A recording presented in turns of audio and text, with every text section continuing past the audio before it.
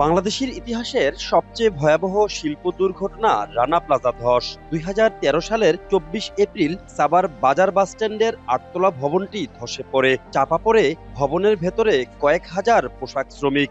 এরপর কয়েকদিনের উদ্ধার অভিযানে পাওয়া যায় ১,১৩৪ জনের মরদেহ। জীবিত উদ্ধার হন ২,৪৩৮ জনেরও বেশি শ্রমিক। তাদের অধিকাংশই গুরুতর আহত, অনেকে হয়েছেন পঙ্গু। রানা প্লাজা ট্র্যাজেডির বেঁচে ফেরাদের একজন সাদ্দাম হোসেন কাজ শুরু করার মাত্র ২০ দিনের মাথায় হারান একটি হাত। বর্তমানে একটি হাত নিয়ে চলছে তার জীবন যুদ্ধ। উপযুক্ত ক্ষতিপূরণ পাবো কিনা সেটাও জানি না।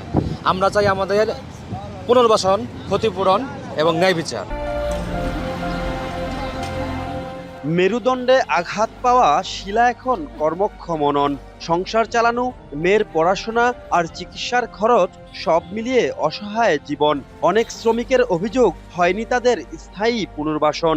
এছাড়া অন্য কোথাও চাকরির দরখাস্ত দিলে রানা প্লাজার শ্রমিক শোনা মাত্র দেয়া হয় না চাকরি। টাকা পয়সা চালাইতে পারি না দেখে আমার মেয়েটার লেখাপড়া চিরতরে বন্ধ করে দিছে। তোমরা আতঙ্ক থাকো, তোমরা ভয় পাও অনেক, তোমরা কাজ করতে পারবে না, তা আমরা কি করে খাবো? এখানে একটা পুনর্বাসন করো, আর আমাকে যে ক্ষতিপূরণ আমাদের প্রাপ্য, এই ক্ষতিপূরণ আমাকে দিয়ে দিন। শ্রমিক নেতাদের অভিযোগ, ক্ষতিগ্রস্তদের নামে বিভিন্ন পক্ষ অর্থ আত্মসাৎ করার কারণে প্রকৃত ভুক্তভোগীরা এখনো বঞ্চিত। এদিকে শ্রমিকদের দাবি বাস্তবায়নে রানা প্লাজার পরিত্যক্ত জায়গায় বহুতল কমার্শিয়াল স্পেস ও আবাসিক স্থাপনা নির্মাণ করে শ্রমিকদের পুনর্বাসনের কথা জানালেন স্থানীয় প্রশাসন।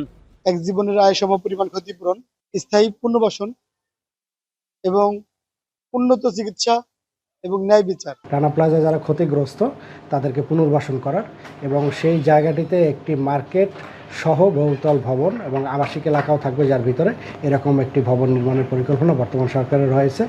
সময় পেরিয়েছে, কিন্তু ক্ষত রয়ে গেছে।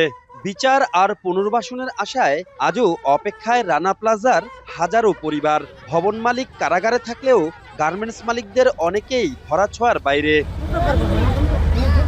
হুমায়ুন কবির, এখন সাভার। শিয়া বাটার ও ভিটামিন ই সমৃদ্ধ লিলি বিউটি সোপ, তারুণ্যময় উজ্জ্বল ত্বকের জন্য।